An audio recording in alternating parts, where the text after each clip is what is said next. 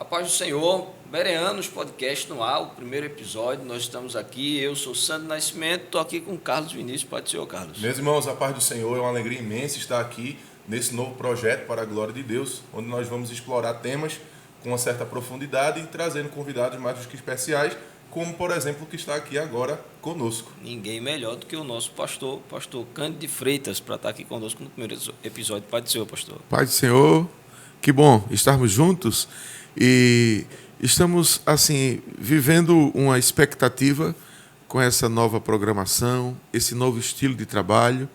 Lembrando que os Jovens Conectados não está morto. Verdade.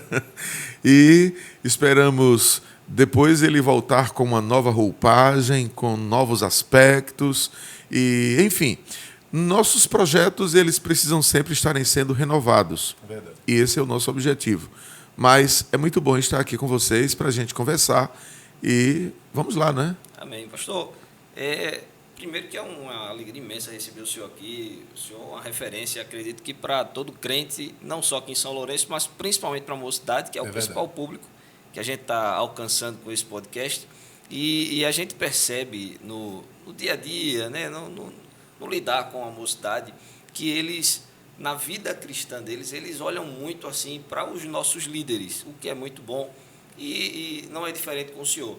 E a gente gostaria de aproveitar a sua estada aqui para trazer para os jovens essa visualização. O senhor já tem um bom tempo de ministério. Primeiro eu quero dizer que essa sua colocação aumenta a minha responsabilidade. E é um fato a juventude, as pessoas mais jovens, gostarem de observar os seus líderes, né? É bem verdade. Assim foi com os outros pastores que passaram, assim como vocês. Você que trabalha com campanha evangelizadora, Carlos, os jovens lhe observam. Verdade. E tentam seguir alguns exemplos seus, alguns até jeito de sentar, de falar, corte de cabelo, estilo de vestir. Justo. É verdade. E o irmão Sandro também, que dirige congregação, que tem muita responsabilidade também com o departamento da campanha evangelizadora, porque é o vice-supervisor e outras atividades. Então, vocês também são observados, e isso é normal. Mas, repito, isso aumenta muito a nossa responsabilidade para que a gente possa fazer o que Paulo disse a Timóteo, que a gente precisa ser o exemplo dos fiéis. Veja bem, não é dos infiéis, é o exemplo dos fiéis. Então, tem que tentar ser muito equilibrado nesse aspecto. E o tempo que a gente tem já cooperando, ajudando os nossos pastores, é um tempo já um pouquinho, não é? Eu não digo cansativo, mas algumas estradas, porque quando eu comecei a cooperar na obra, eu comecei com o pastor Amaro Gomes Tavares, que para mim é um pai, é uma pessoa que eu tenho um carinho muito grande. Tanto ele... Para quem está chegando agora na igreja se situar, pastor Amaro Gomes como pastor presidente.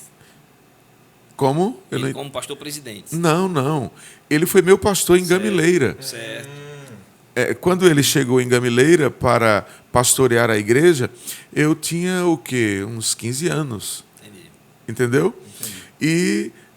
Não, rapaz, eu tinha menos. Porque eu me batizei nas águas com o pastor Amaro Gomes. E ele foi uma referência para mim. E ele viveu 5 anos lá em Gamileira.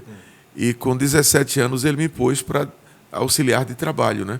Naquela época no interior não existia auxiliar local e oficial. Éramos os cooperadores e auxiliares, né? E aí a gente começou a cooperar já naquele tempo. Aí 2 anos depois, ele me colocou para dirigir uma congregação no Engenho Bom Nome. 19 anos. Meu Deus. E eu ia com os irmãos para aquela congregação. Quando a gente não tinha bicicleta para ir, quando não tinha carro, a gente ia a pés. Quantos quilômetros, pastor? Uns 11 quilômetros, mais ou menos, para ir e voltar. E era bom no tempo da lama, da chuva, né? Isso que eu ia falar agora. Imagina o tempo de chuva. E haviam alguns lugares naquele trajeto que eram muita lama e tal. mas... Perigoso também, não? Naquela época não existia tanto esse problema de assalto, de não sei o quê. Não, era uma tranquilidade. A gente andava na cidade 2 horas da manhã, 3 horas, sem problema. E, sabe, né, no tempo de jovem a gente vivia em vigília. Vigília para um lado, vigília para o outro. E tinha uma casa de um irmão lá, ele já está com o senhor, que quase todas as noites a gente ia para lá orar. Mas era muito bom, meu irmão. E foi um tempo assim que Deus estava preparando a gente para o hoje, né?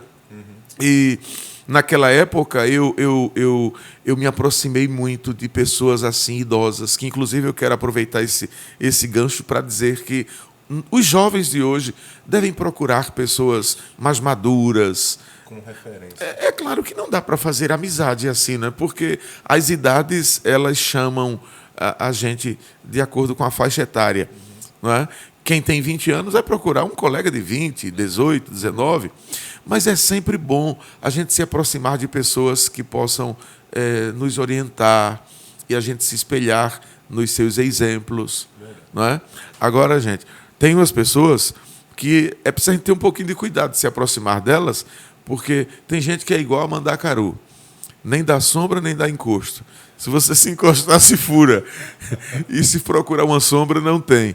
Então, eu trago esse exemplo para os jovens para procurar alguém que possa lhe trazer sombra, né? Orientação. Então, foi um tempo muito bom aquele tempo. Né? Quanto tempo que o senhor já é pastor da igreja? Olha, pastor ou ministro do Evangelho? Pronto. Consagrado a pastor. Eu fui consagrado a pastor tem 22 anos. 22 anos porque eu fui consagrado a pastor em 2000. E já estamos em 2022, então são 22 anos de pastor, né? De pastor. Agora, de evangelista, de presbítero. Eu fui consagrado a presbítero com 21 anos. 21 anos ainda solteiro. Então, faz a conta aí de 21 para 50... Eu já vou chamar 56, porque eu vou fazer 56 na próxima segunda-feira, dia 26. Pastor, e como o senhor conseguia lidar com isso mentalmente, internamente? A responsabilidade de ser tão novo e já cuidar do rebanho do Senhor, liderar uma igreja, uma congregação. O senhor passou quanto tempo lá na Bom Nome? Em Bom Nome foram uns 2 anos. E indo para lá constantemente? Sim, eu ia às segundas, às quartas e aos domingos. Mas depois eu volto para Carlos. Tinha uns 15 crentes, mais ou menos. Estou perguntando isso já para situar a pergunta de Carlos, porque 2 anos indo para uma congregação com 11 quilômetros de distância, muitas vezes na chuva e a pé, com 15 crentes. E aos domingos eu ia logo à tarde, porque eu ia para evangelizar e já ficava para o culto. E tinha um irmão chamado do Carmo. Era um velhinho que morava próximo à igreja. E naquele tempo a gente vivia numa prova que só Jesus na causa. E eu ia para Bom Nome logo cedo e ficava na casa do irmão do Carmo para tomar um cafezinho. Você conhece café morto no pau? Não. É o café pilado do pilão. Sim. Do pilão. Sim. Bem amargo, né? Uhum. E eu tomava aquele café e parece que aquele café dava mensagem para o culto à noite. Era com um pãozinho. E ele tinha tanto prazer de me receber numa casinha de taipa. Sabe o que é taipa? Sim. Casa de barro, né? Aquela casa de matope. E eu ficava ali com ele, e ele me contava umas histórias e tal, aquelas coisas tão boas, tão agradáveis. E quando era 6h30, eu já ia para o templo para orar um pouco antes de começar o culto. Não tinha energia, a luz era aqueles lampiões a gás, e tempo de inverno, muita muriçoca, e era a gente dando glória a Deus e batendo na testa, e glória a Jesus. Você era jovem? Sim, jovem. O senhor casou quantos anos? 21 anos. Olha, não é uma inquisição, nem um programa de entrevista, mas tem uma oportunidade dessa, pois a gente é. não consegue deixar de perguntar. Então, aí chega onde Carlos perguntou, como era Cândido lá dentro, pois é. Dentro dessa situação? Eu consegui administrar, eu não digo 100%, porque a gente não pode, não é? Mas eu consegui administrar essa responsabilidade, mesmo tendo pouca idade, porque eu comecei a trabalhar muito cedo. Eu não tive infância. Aos meus 11 anos eu já comecei a trabalhar. E logo muito cedo a responsabilidade de cuidar das coisas de meu pai, que ele gostava de pássaro, de cachorro, ora criava vaca, e ora criava porco, e aquilo tudo, e eu era quem cuidava. Então, por não ter infância assim mais extensa, eu comecei a amadurecer muito cedo, né? Aí conseguia, mas não era tão fácil, não. Eu imagino. E foi difícil quando eu fui consagrado a presbítero, solteiro, e vivia viajando muito para atender os convites em alguns lugares, para pregar. E as pessoas me inquiriam muito, inclusive os mais velhos. Por quê? E por quê? E não sei o quê. E a gente ficava com aquele peso de responsabilidade. Mas Deus foi tão misericordioso comigo. Os meus líderes, meus pastores me ajudaram. Eu entendo, sabe, minha gente, que é muito importante a gente ter um líder que oriente a gente e que, em alguns momentos, até carregue a gente nos braços. É verdade. Eu fui conduzido nos braços pelo pastor Amaro Gomes, pelo pastor Pedro Damião. Esse pastor Pedro Damião já está com o Senhor. A esposa do pastor Pedro Damião, irmã Neuza, era minha mãe. Ela se preocupava em ir na minha casa para ver onde eu dormia, como era meu quarto, para dar aquela assistência no sentido de dizer, olha, esse menino precisa disso, precisa daquilo. Eu era uma criança na época, né? Eu fui carregado nos braços pelo pastor João Gomes. Enfim, e depois que as responsabilidades aumentaram, eu continuei e continuo sendo ajudado, orientado pelo meu pastor Ailton. Pessoas levantadas por Deus, né, pastor? Para ajudar na caminhada. Eu louvo muito a Deus, porque eu sempre tive pessoas que estiveram orando por mim, dizendo, menino, tenha cuidado nisso, tenha cuidado naquilo.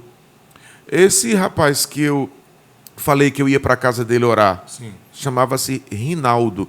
A esposa dele ainda é viva, Célia. Eu tenho um carinho muito grande por aquela família. Rinaldo, a gente chamava ele carinhosamente de Puri. E ele tinha um cuidado na gente. Quando a gente vinha para uma festa, em algum lugar, algum congresso, ele queria saber logo, olhe, cuidado para não namorar. Cuidado para não fazer isso. Cuidado para não fazer aquilo.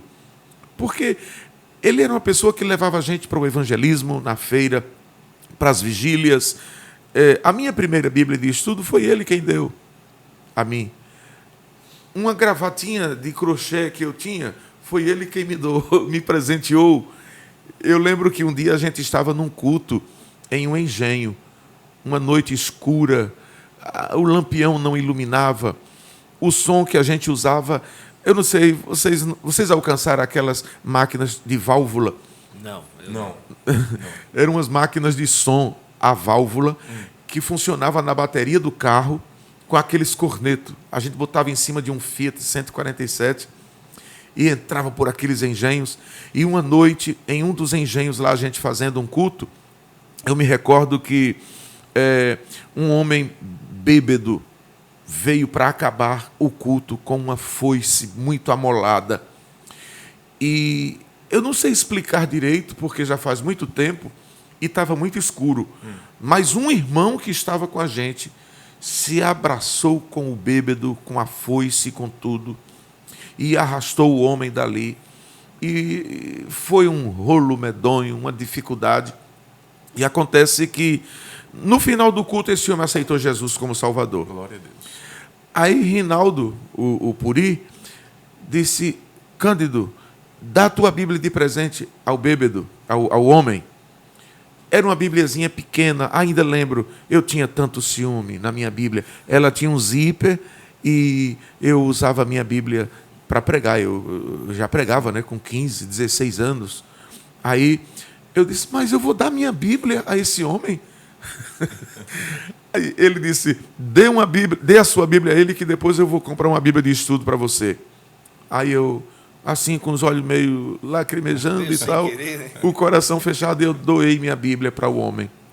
E dias depois Rinaldo comprou uma Bíblia de estudo para mim, uma Bíblia que tinha as palavras de Jesus em vermelho E tinha alguns comentários assim no final, não lembro bem. Mas foi assim a vida da gente. E todas as vezes que eu me lembro disso, eu me emociono. E acho que é bom a gente mudar de assunto, senão eu vou chorar. É um tempo bom, né? É, muito bom. Agora, a chamada de Deus, assim, quando o coração ardeu. Eis aí um ponto que estava aqui na minha mente já há muito tempo. Desde que nós projetamos esse podcast e sabíamos que o Senhor viria para cá, isso ficou na minha mente, irmão Sandro. Meu Deus, sobre a chamada de Deus. Olha, pastor, o senhor sabe muito bem. A gente trabalha com mocidade, os meninos novos, até mais novos do que eu. Eu tenho 25 anos de idade. Meninos com 21, 20, 22, 18, 17 anos chegam e dizem assim: Deus falou comigo isto. Quando sai uma palavra, Deus fala na igreja, a gente crê que Deus fala. Eles baixam a cabeça, começam a chorar, como que dizendo assim: eu creio, Senhor, que tu estás falando. E nós queríamos saber, eu creio que a igreja também. O senhor disse que começou no ministério muito cedo.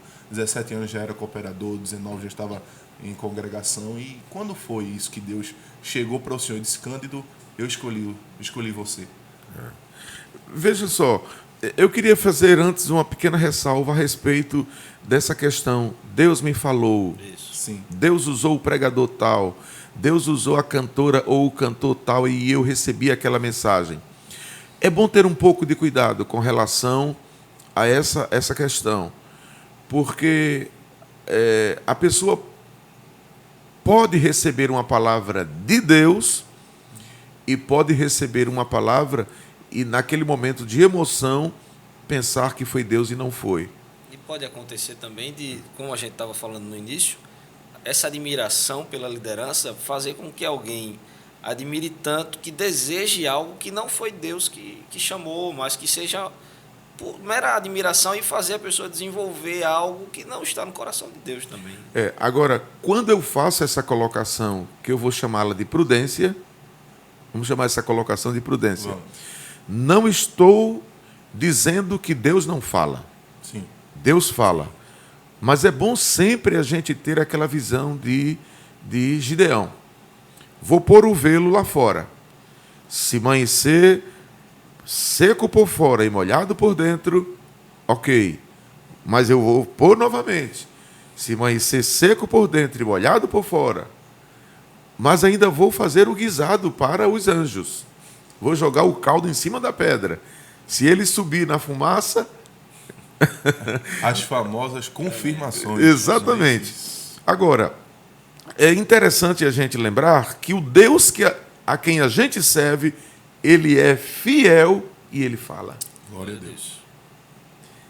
Ele fala e as suas promessas não caem por terra se nós formos fiéis a ele. Eu creio. Porque as promessas de Deus, elas são condicionais. Verdade. E uma das condições para que as promessas se cumpram é a nossa fidelidade ao Senhor. E o que ocorre? O Senhor começou a falar comigo, eu era muito criança, minha gente. E eu confesso para vocês que não é que eu não entendesse.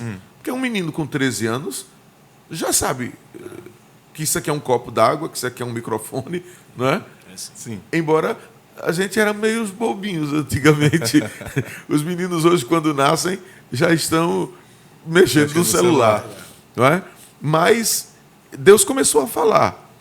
E eu me recordo que Deus usou, a primeira vez que eu vi Deus falar para mim em profecia, usando uma irmã, ele me disse que tinha uma chamada na minha vida, que tinha um plano grande na minha vida, agora não disse qual era o plano, né? E que iria me levar por diversos lugares e tinha uma obra muito grande para realizar na minha vida e etc. Então, eu absorvi essas palavras proféticas. Mas, quando eu comecei com 17 anos, já cooperando na igreja, eu fui esperto. Eu digo, epa, se Deus tem um negócio comigo, então eu vou estudar a palavra. Aí comecei a fazer um curso de teologia por correspondência num seminário, seminário Betel, pentecostal. Era um seminário. E esse seminário era em São Paulo. Eu primeiro procurei a orientação por uma pessoa mais experiente na época. A pessoa disse, não, é bom, essa grade, essas matérias e etc, tal. E eu pagava pelos correios, e eles mandavam também pelos correios as apostilas. Eu ainda tenho, irmãos. Apostila de paraclitologia e outras matérias. Só que depois eu comecei a perceber que o seminário estava repetindo matérias. E eu digo, eu vou procurar outro. Mas procurei e não encontrei mais outro. Mas eu já despertou em mim o desejo de estudar. E como eu já estava pregando nesse tempo, então eu tinha dia que eu me sentava na mesa. Nesse tempo eu estava sem trabalhar. Eu me sentava na mesa 9 da manhã e me levantava 4 da tarde, pesquisando, estudando, lendo. E Deus foi desenvolvendo essa chamada quando eu estava me preparando. Que a gente, se Deus falou, então vá se preparar. Agora, quando você se preparar, não fique preocupado quanto ao tempo. Que eu tive uma experiência interessante com relação a essa questão do tempo. Eu já estava casado, dei um salto agora, mais para frente. Sim. Eu já estava casado e eu já lecionava. Naquele tempo a gente podia lecionar sem ter faculdade. E minha esposa insistia comigo, filho, vá embora estudar, vá fazer faculdade. E eu dizia, não, porque Deus já vai chamar a gente para a obra. E aquela insistência dela, que ela gosta muito de estudar, minha esposa sempre foi uma dedicada aos estudos. E eu digo, não, a gente já vai embora para a obra, a gente vai trabalhar para o Senhor. E ela disse, mas você deve estudar. E a insistência dela foi muito bom para mim. Eu fiz faculdade e Deus só me chamou para a obra depois que eu terminei o curso da faculdade, depois que eu fiz teologia, o bacharel em teologia. Quando eu terminei o curso de bacharel em teologia, é que Deus disse, agora chegou o momento. Amém. Então, a chamada foi feita e eu comecei a me preparar. E agora, uma coisa que eu gostaria de ressaltar, eu sei que o senhor está com uma pergunta aí. Sim. Uma coisa que eu gostaria de ressaltar é que quando o jovem é chamado por Deus, ele não deve ficar preocupado quando é que as coisas vão acontecerem, como é que as coisas vão acontecerem. E de que modo, por quê, como. Tem que esquecer isso. O que tem que ser feito é a pessoa ir se preparando e se envolver com os trabalhos, se envolver com a evangelização, se envolver com os trabalhos básicos da igreja e deixar o tempo com Deus. Entendeu? Certo. Dá para dizer que existe um investimento das duas partes. Quando Deus chama, Deus investe, mas a gente também tem que investir. É claro. E eu coloquei isso nessa análise que fiz. Deus começou a despertar em mim e tinha uma chamada na minha vida. Então eu comecei a investir em mim mesmo. E na medida que eu comecei a investir em mim, estudando e orando e me santificando, Deus também começou a investir em mim. Então o investimento tem que ser recíproco, tanto do chamado quanto daquele que chama, não é? É possível, dentro da sua experiência, não só na sua própria vida, mas também de todos os que o senhor já viu, as pessoas que o senhor já viu passar, é possível, deixa eu colocar em uma maneira bem prática para que quem está assistindo possa entender, é possível que Deus chame, mas a chamada não se concretize, e o inverso também, que a pessoa, com esse desejo, essa vontade de querer ser, termine adiantando as coisas e atrapalhe a chamada de Deus. Sim, é possível, porque tudo tem um cronograma de Deus. Eu conheço muitas pessoas que começaram comigo, Carlos e irmão Sandra, e elas pararam na caminhada. Já não estão mais. Inclusive, na caminhada, não só ministerial, mas deixaram Jesus, deixaram a igreja. Eu tenho amigos que estão fora do Evangelho, que viveram comigo, que oraram comigo, jejuaram comigo. E quando eu falo isso, eu sinto uma tristeza muito grande, porque a gente tinha uma comunhão pessoal e com Deus muito, muito boa. E é possível também a pessoa atropelar os processos de Deus na vida, como Geazi atropelou, né? Geazi tinha tudo para ser o sucessor de Eliseu, mas foi atrás das moedas de Naamã. Outro dia eu estava conversando com um amigo, um obreiro, pastor, e a gente entrou nessa área, né? E eu disse a ele: rapaz, é melhor a gente ficar na casa do profeta do que ir atrás dos presentes de Naamã. Porque quem vai atrás dos presentes de Naamã perde o ministério. E quem fica na casa do profeta tem ministério. Aí vem a questão justamente da perseverança. O senhor estava falando, pastor, e assim quando o irmão Sandro fez a colocação. Eu lembro, não faz muito tempo isso, faz, acredito que uns 7 anos, eu estava na congregação em que eu me voltei para Jesus e eu vi um jovem, olha, pastor, aquele irmão era um exemplo para mim, porque eu tinha acabado de me voltar para Jesus. Eu não andava de paletó, na verdade eu nem tinha paletó, eu não tinha gravata, não tinha nada, eu andava com camisa polo. E aquele jovem, ele pregava, pastor, ele pregava, ele cantava, ele ensaiava, ele fazia tudo que se tinha para fazer. Eu lembro que pregadores estavam falando a palavra e ele parava, chorava, e depois de um tempo aconteceu uma certa situação que ele esfriou. Enquanto eu estava seguindo o exemplo dele, ele esfriou. Hoje ele está no mundo. E é difícil, Carlos. Eu até aproveito aqui, peço a sua permissão para dizer que é muito complicado quando a pessoa se embaraça com os negócios desta vida. É verdade. E quando há esses embaraços e a pessoa perde o estímulo, querem ver uma coisa que pode destruir o processo das coisas na vida de uma pessoa? Uma palavra negativa. É verdade. Um pecado. Você vai bem servindo, pregando, estudando, trabalhando, de repente você se envolve com uma tentação. Que eu aqui abro um parêntese para dizer que aquele texto de Mateus 26:41, quando Jesus disse: orai e vigiai, para que não entreis em tentação. Na verdade, o espírito pode estar pronto, mas a carne é fraca. O perigo ali é entrar na tentação. Passar por tentações, todos nós passamos. Justo.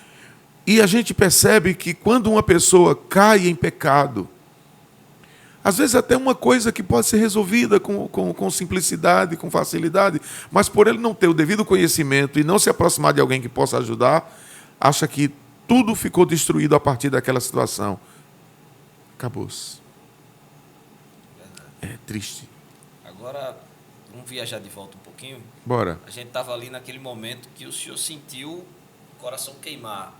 Algum momento passou na cabeça do menino Cândido: tá vendo que isso é coisa da minha cabeça?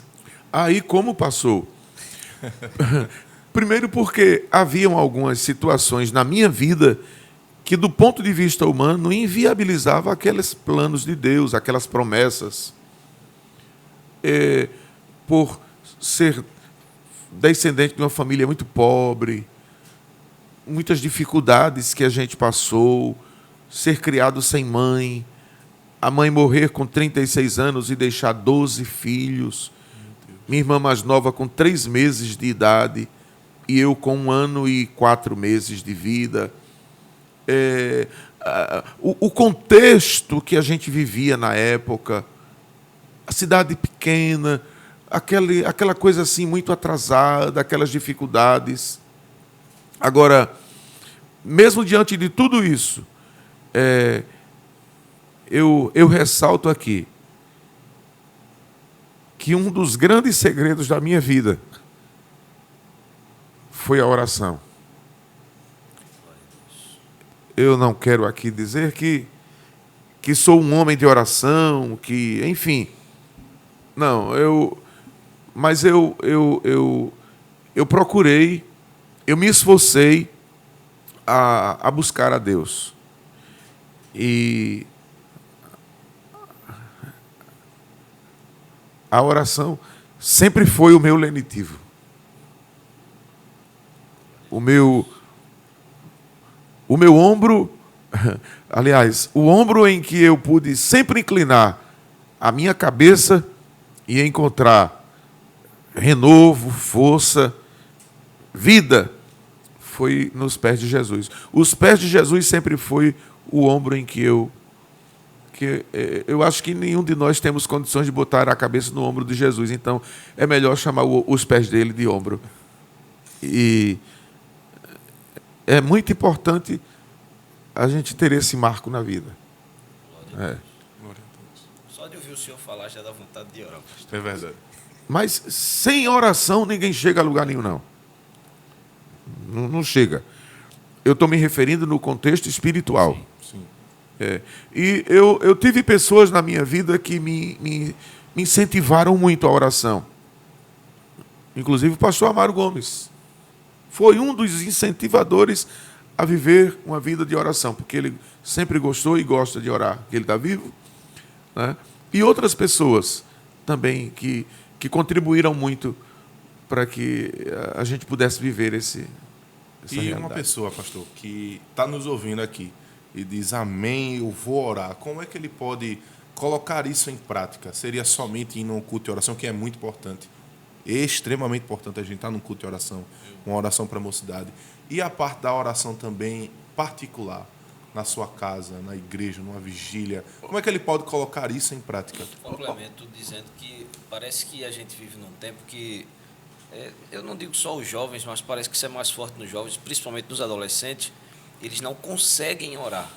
A mente parece que é efervescente e eles não conseguem parar para um momento com Deus. A gente vê eles ajoelhados na igreja, levantando a cabeça o tempo todo, conversando um com o outro, levanta, vai no banheiro, bebe água, inúmeras volta. Vezes.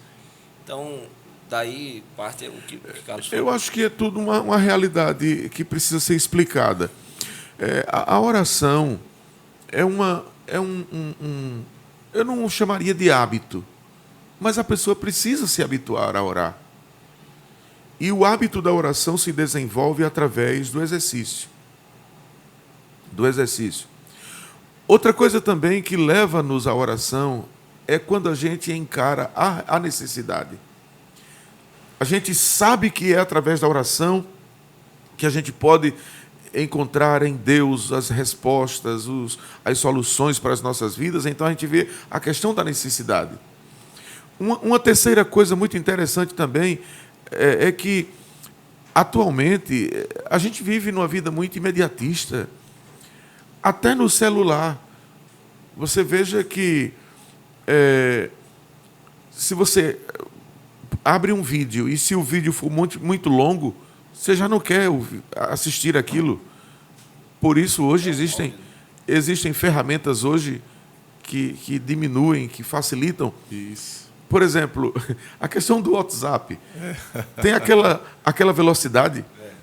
E eu, por exemplo, como tenho uma vida muito ocupada, e às vezes quando uma pessoa manda um vídeo, um áudio para mim pelo WhatsApp, e a pessoa é bem lenta, eu já ponho ali no 2 para adiantar o processo. Minha mãe ainda diz, eu não sei como a pessoa entende um negócio desse. E orar, gente, gasta tempo. É você se prostrar ali nos pés de Deus e esquecer o tempo e conversar com Ele. E o povo hoje não tem mais essa paciência de dobrar os joelhos 10 da noite e se levantar às 5 da manhã. Tem alguns que Entende? talvez encare a oração até como um sonífero. Porque está deitado na cama, fica lá no celular o tempo todo, não dorme. Mas quando vai dormir, dobra o joelho, acabou-se, apaga. Pois é. A gente tem visto esse tipo de... Agora, vocês estão me perguntando muito, eu também vou perguntar a vocês. Vocês, como jovens que são, Carlos é jovem, você também ainda é jovem, como é que vocês conseguem traçar um paralelo entre as pessoas que estão há mais tempo do que vocês no trabalho com os jovens com quem vocês trabalham? Porque vocês estão numa situação intermediária. Isso. entre os mais jovens e os mais velhos. E como é que vocês veem, vocês avaliam esse paralelismo que eu estou fazendo entre as duas coisas? Eu me vejo, pastor, como o senhor falou, uma situação intermediária. E eu tenho me esforçado para fazer uma ponte, para trazer essas experiências das pessoas que vieram antes de mim e levar elas, as experiências, até quem está chegando agora. E mostrar a esses que isso é uma realidade. E se hoje nós estamos numa igreja forte, que tem crescido, com líderes, é porque o segredo está aí. O segredo está na oração, o segredo está no compromisso, o segredo está no evangelismo. E a gente não pode deixar com que essa geração que está chegando agora esqueça isso, porque é uma geração que eles despertaram para o profissionalismo. Então, eles estão empenhados. A grande maioria dos jovens hoje trabalham, estudam e estão se qualificando, têm um objetivo, estão indo para algum lugar e corre o risco de, em vez de orar, estudar para a prova. Em vez de vir para um culto, estar na faculdade ou emendar a faculdade com o trabalho. E a gente lida muito com isso, porque tem jovens, por exemplo, que fazem faculdade à noite e não podem estar sempre nos cultos durante a semana. E a gente, inclusive lá, a gente sempre tem o cuidado de chamá-los. Gente, vocês têm que se qualificar, vocês têm que trabalhar. Não quer casar? Isso. Não quer entrar em Canaã? Louvado seja Deus. E a conta de luz quando chegar? Vai pagar como? Não é verdade? Eu tenho visto isso como um compromisso meu. Se Deus tem uma chamada na minha vida, que seja essa, de encaminhar esse pessoal para o mesmo rumo, porque eu acho que é a fórmula que dá certo. Eu vejo em vocês, por exemplo, Vinícius é um advogado e você é doutor em bioquímica. Sim. Quer dizer, jovens aí formados que alcançaram o que muitos estão querendo, têm vontade, etc. E eu vejo em vocês essa dedicação que vocês têm na obra de Deus. E você sabia que a gente que está há mais tempo no trabalho, por ver vocês mais jovens também dedicados, isso nos fortalece? Meu Deus. Talvez vocês nunca pensaram, Não. mas fortalece. O senhor conseguiu deixar os apresentadores sem graça. sem palavras. Mas... Porque quem já está com mais idade já passou os caminhos que vocês passaram. E a gente olha para vocês e diz, bom, essa meninada pode chegar também aonde a gente chegou. E isso fortalece, isso traz motivação, viu? Se o senhor também me permite, pastor, veja, quando o senhor fez a pergunta, eu fiquei matutando aqui enquanto o irmão Sandro, analisando o que o irmão Sandro falava e também pensando. Existe um ponto, pastor, que particularmente eu guardo muito comigo, que é o exemplo que eu vejo nos senhores. Irmão Sandro é meu presbítero lá em Monte Blanc. O senhor é o meu pastor. Eu vou falar uma coisa aqui, se vocês me permitem, coisas que talvez vocês nem pensem, mas eu olho como vocês se portam no púlpito, como vocês se sentam no púlpito, como vocês pregam. E você pensa que eu também não observo isso, não? Eu aprendo muito com isso. Você aprende e eu percebo que você está me observando. Eu estava em Monte Blanc e você estava ali na porta, na lateral, e eu digo, esse camarada está me estudando.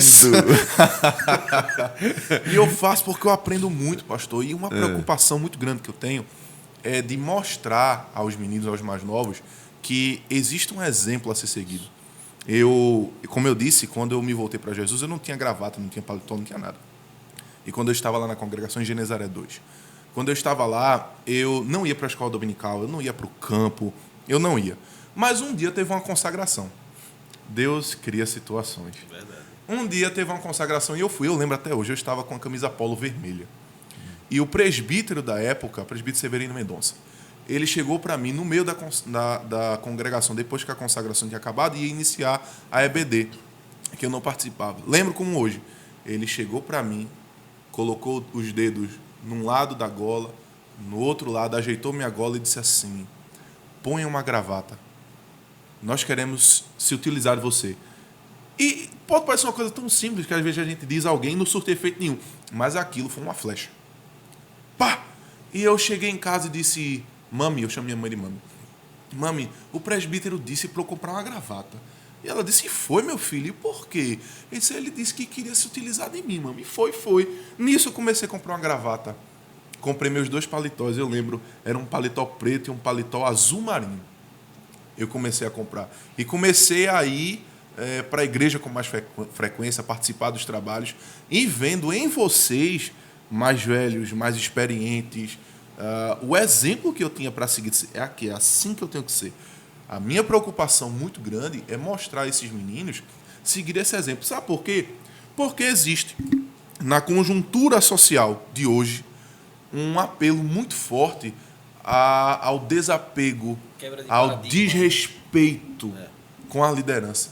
Muito grande. Pastor Cândido, quando a gente entra numa faculdade, o investimento que se tem dos professores, por exemplo, dos colegas, para que a gente não respeite um pai e uma mãe, para que a gente não veja em alguém mais velho um ombro para chorar em um conselho. O mau exemplo começa a partir deles, de alguns.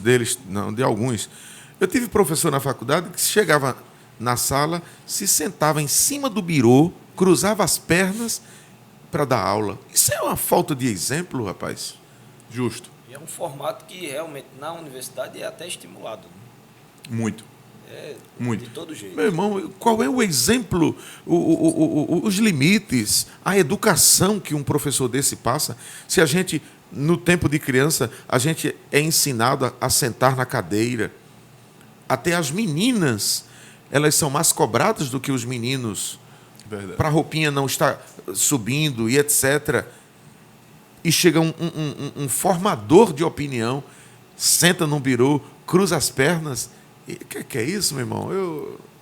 É uma situação muito difícil e, inclusive, como a gente disse, é um investimento muito forte. E aquela pessoa que sai da curva, que não anda no mesmo desenfreamento, usando as palavras do apóstolo Pedro, ele é perseguido, mas duramente perseguido de verdade. Por exemplo, tem um rapazinho lá em Mont Blanc que ele gosta muito de andar de terno. E ele procura sempre estar lá nos trabalhos. Um dia desse, minha esposa estava na frente da congregação e passou um grupo de colegas. E disseram assim, eita, ó o pastorzinho. Começaram a brincar com ele, o famoso tirar onda. Pejorativamente, né? Pejorativamente, chamando de pastorzinho. E isso por quê? Justamente desincentivo, porque ele anda de uma forma diferente do que os outros andam. Eu acredito que um papel que eu preciso desempenhar é de mostrar, gente, não siga nessa forma.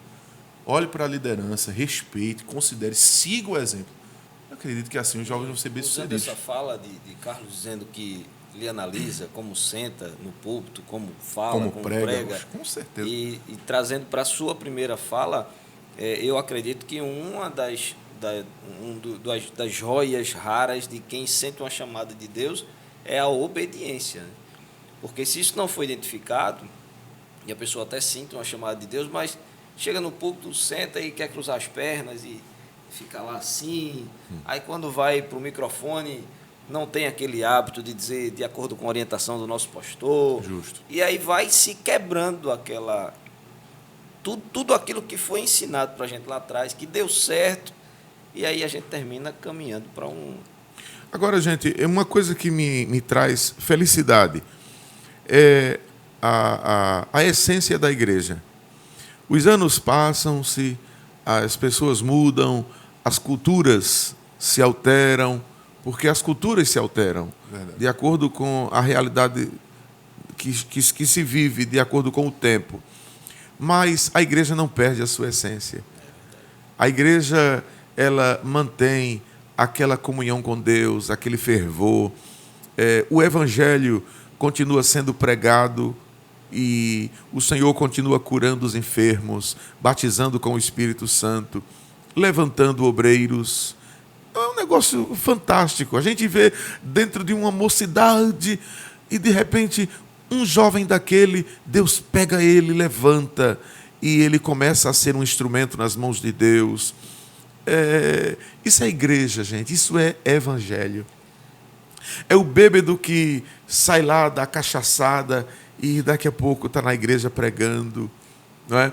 É o rapaz que estava viciado nas drogas, tal, de repente está na igreja transformado. A criança rebelde que começou a frequentar a escola dominical e a tia da escola começou a ensinar, a mostrar o caminho, e ele muda em casa com os pais. É o jovem que aceitou Jesus e os pais expulsaram de casa e ele foi morar com um colega, e Bíblia, e jejum, e oração, e noites de vigília, e daqui a pouco há reconciliação com a família e a família se converte. Evangelho é isso, rapaz. Glória a Deus. Evangelho é isso. E entra ano e sai ano, e as coisas mudam, como já disse a princípio, mas a essência do Evangelho permanece a mesma. E essa geração que está aí hoje, com a qual a gente está preocupado, e a gente ora pelos adolescentes, os jovens, o que a gente precisa fazer é a gente fazer a nossa parte.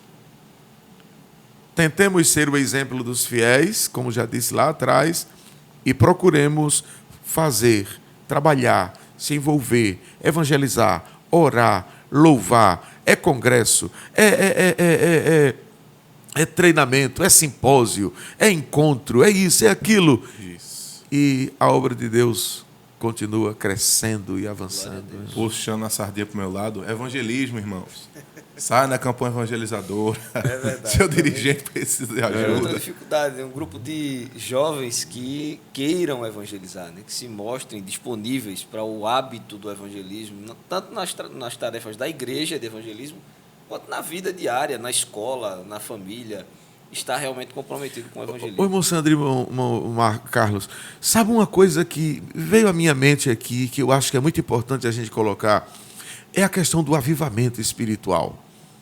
Sabe, gente, quando o mover do Espírito, a glória de Deus está em evidência numa igreja, numa mocidade, num trabalho, o povo está com o tanque cheio de combustível. É verdade.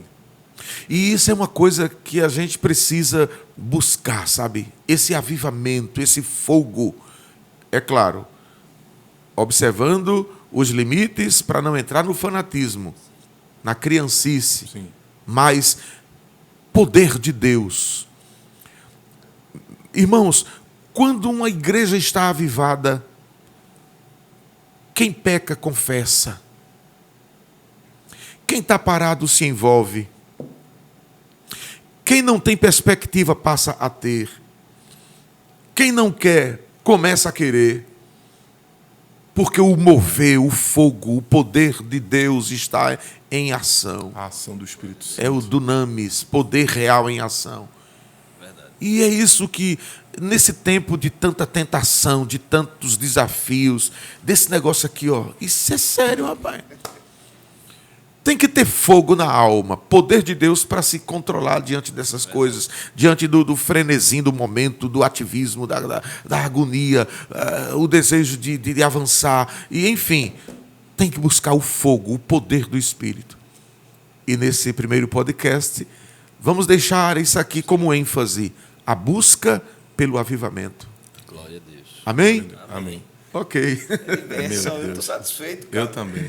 Primeiro podcast, eu acredito que vai ser de bênção para a vida de muitos jovens, pastor, que Amém. de repente sentem uma chamada de Deus, que tem uma convicção em si, que Deus vai investir nele, e eu acredito que hoje ele aprendeu que ele precisa dar tempo ao tempo, e enquanto as coisas vão acontecendo, ele precisa também buscar a Deus e se preparar, se ele tem certeza do que Deus tem preparado para ele. E vamos acreditar que neste primeiro podcast o Senhor está juntando os gravetos. Eu creio, Amém. E as lenhas já estão postas ali eu creio. para o fogo ser ateado nesses gravetos e o fogo pegar. E pegar com força. Amém. Amém. E queimar a seara dos filisteus. Em nome de Jesus. Amém. E você que está se sentindo assim como o pastor falou, como um graveto sendo ajuntado para Deus atear fogo e ser usado, se deixe ser usado agora por Deus, compartilhe esse podcast, não somente com teus colegas, teus irmãos aí da congregação, mas até com aqueles que não são evangélicos. vai propagando, vai soprando esse podcast, porque é para a glória de Deus. Da mesma forma que o Senhor Jesus pode ter falado contigo através da exposição, ele pode falar com muitas outras pessoas também. Não é verdade, irmão Sandro? É verdade. A gente vai ficando por aqui. Agradece a você por estar aqui assistindo com a gente, e assistindo, ouvindo. E, como o Carlos falou, divulga, compartilha e se prepara, porque semana que vem, em nome de Jesus, tem mais. Deus abençoe. Um abraço a todos e que a graça do nosso Senhor Jesus, o amor de Deus, o nosso Pai, a comunhão do Espírito Santo seja sobre todos nós e todos digam amém. Amém.